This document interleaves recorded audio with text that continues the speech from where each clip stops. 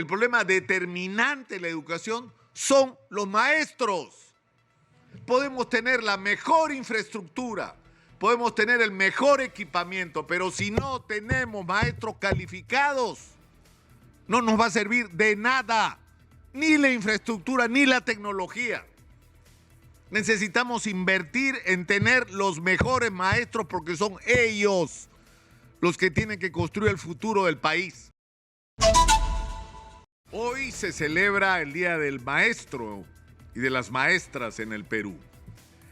Y yo creo que es una buena oportunidad, no para rendir homenaje, eso que hacemos siempre que no sirve para nada, que son palabras que se la lleva el viento y que 24, 48 horas después, incluso con las promesas que llevan encima, se olvidan.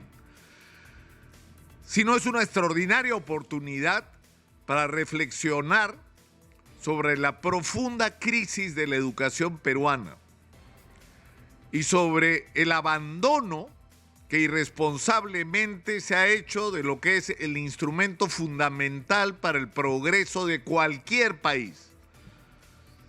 Pregúntense sobre cualquier país del mundo que haya sido exitoso y la respuesta va a ser la misma. Se invirtió en educación y en educación de calidad. ¿Para qué? Para formar ciudadanos que no solamente merezcan el nombre por la convicción de ciertas normas morales, éticas, de conducta, de respeto a los demás, de respeto a la ley, sino además personas que recibieron la calificación para aquello que estaban mejor calificados y preparados. Ese es el secreto del éxito de la sociedad, ningún otro. Puedes tener toda la riqueza del mundo como tenemos nosotros en términos materiales y estamos bien lejos de ser un país del primer mundo porque tenemos un déficit de infraestructura54 mil millones de soles. Y lo repito yo sé a cada rato, pero es para que nos entre, a ver si nos entra en la cabeza. Es decir, hemos dejado de construir infraestructura educativa hasta llegar al extremo de que nos faltan colegios por 154 mil millones de soles. Es lo que tendríamos que invertir hoy para tener lo que necesitamos hoy, no dentro de 30 años, lo que necesitamos hoy. Y eso es solo la punta del iceberg de la profunda crisis de la educación pública en el Perú, que es la clave y el motor para el desarrollo. Pero esto es solo una señal. Mientras en otros países se está discutiendo sobre los contenidos de la educación, sobre el salto a lo digital en la educación, sobre el enganche entre lo que se da como contenido y las perspectivas laborales del mercado laboral, y que eso varía evidentemente según la región en la que estés. Cuando se está discutiendo cómo haces para descubrir cuáles son las potencialidades y talentos de los estudiantes, para potenciar esos talentos y posibilidades que tengan, para que sean los mejores técnicos, profesionales y personas que sea posible, nosotros estamos en cualquier cosa menos en esa reflexión y en esa tarea. Si ni siquiera tenemos baños en los colegios, en demasiados colegios, y ni siquiera tenemos la infraestructura. Y insisto que esto es la punta del iceberg, porque no solamente está pendiente el resolver cuál debe ser el contenido de nuestra educación, no esta discusión fanática, extremista, de con mis hijos no te metas, o de que si se debe hablar de la ideología de género. Es decir, nos hemos pasado años en esa discusión y no hemos discutido los problemas reales de nuestros chicos y nuestros jóvenes, que por ejemplo en el tema sexual están muy mal, porque están muy mal los padres también. Exitosa. Porque tenemos una epidemia de embarazos adolescentes. Es un horror lo que está pasando. Porque tenemos una epidemia encubierta de abortos entre las adolescentes. Porque tenemos adolescentes con enfermedades de transmisión sexual, que es un horror simplemente, y que ni siquiera queremos ver. Y eso tiene que ver también con la educación. Pero el problema clave de la educación, el problema determinante de la educación, son los maestros.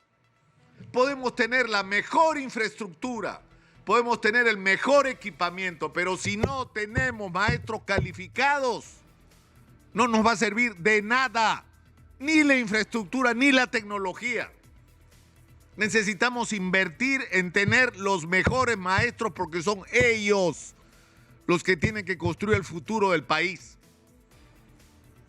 Y lo que hemos visto, es decir, el Perú, a diferencia de otros países, ha tenido un presidente de la República maestro, que fue celebrado en su momento por los maestros.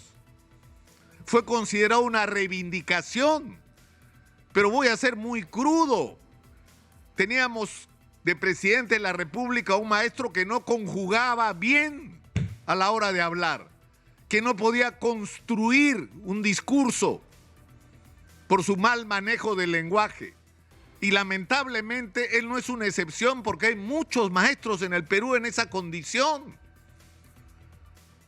donde eran notables sus déficits de formación, su falta de capacidad de liderazgo, su incapacidad para construir equipos, su incapacidad para distinguir entre los que eran capaces y los que no, Exitosa. Su incapacidad para entender que éramos un país profundamente dividido, que tenía que buscar a toda costa consensos para dar algunos pasos en la construcción de un país del futuro común para todos.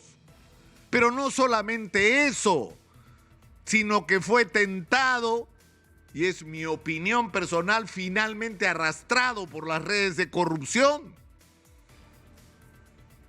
Entonces, esto nos tiene que llevar a reflexionar sobre la necesidad de que esta señal que hemos recibido la aprendamos positivamente. Tenemos que invertir recursos no solo en pagarle mejor a los maestros. Cuando se habla de evaluación a los maestros, la evaluación no puede ser como ellos protestaron, incluso ocurrió una huelga. No debería ser punitiva. En algún momento, me parece que fue cuando José Antonio Chang era ministro de Educación, le propuso al SUTEP, al sindicato de los maestros, dirijan ustedes la evaluación. Porque ¿cuál era el interés y cuál debe ser el interés? No hacer evaluaciones para echar maestros, sino hacer evaluaciones para saber en qué condiciones están los maestros, cuáles son sus déficits y cómo corregir esos déficits. Y eso implica una gran inversión para levantar el nivel de los maestros, para tener los mejores maestros que sea posible tener, que sea un orgullo ser maestro. Porque en algún momento en el Perú, el maestro era un señor que era reconocible porque iba con saco y corbata, porque era uno de los ejes de la clase media en el Perú.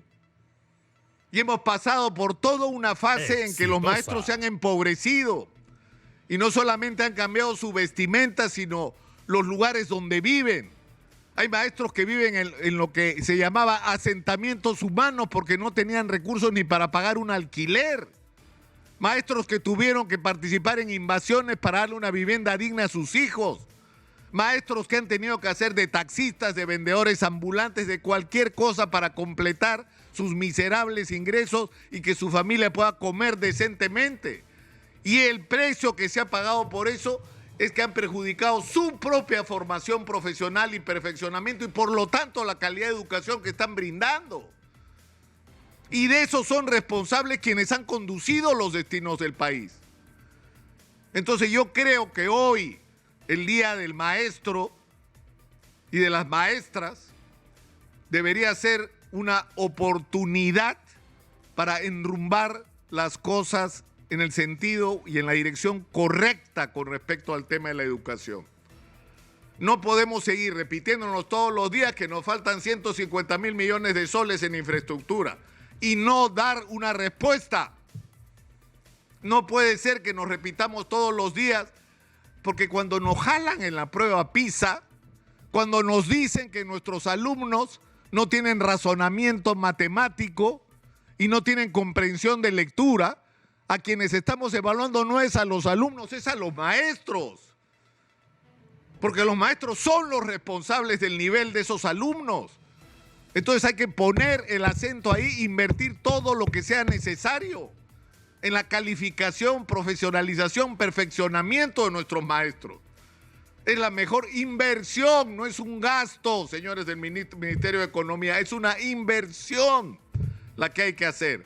Y yo lamento que no haya ninguna respuesta, ninguna consistente de cómo vamos a salir en este profundo hoyo en el que estamos metidos con respecto al tema de la educación. Y yo sinceramente espero que el día de hoy nos sirva para reflexionar sobre esto y para poner este tema sobre la mesa y para discutirlo con la mayor responsabilidad que sea posible y con la mayor serenidad, sin ideología, sin el malentendido sentido de la política, sino con un sentido elemental de que si queremos ser un país que progrese, que crezca, que tenga ciudadanos formados en el respeto a los demás y en el compartir objetivos en común para construir una república de la que todos se puedan beneficiar y donde se brinde oportunidades para todos, todo comienza y pasa por la educación. Y no estamos haciendo ni de lejos, ni hemos empezado a hacer lo que tendríamos que hacer.